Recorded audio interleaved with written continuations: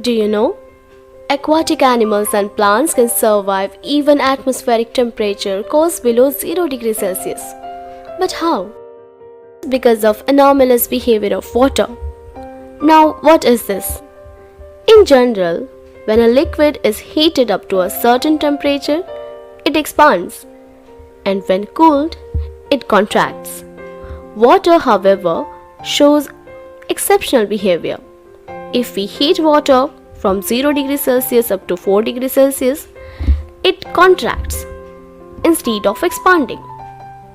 And from 4 degrees Celsius to 0 degrees Celsius, it expands instead of contracting.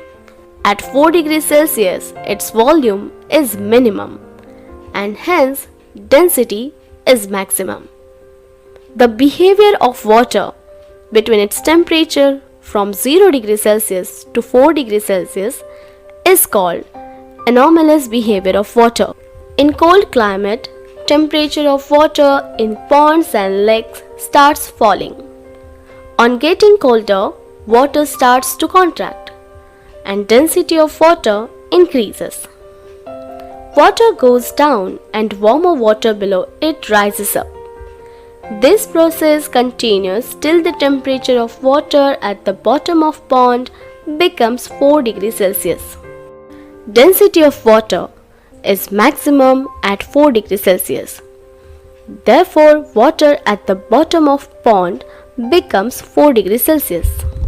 If the temperature lower further, ice is formed on the surface of pond with water below it.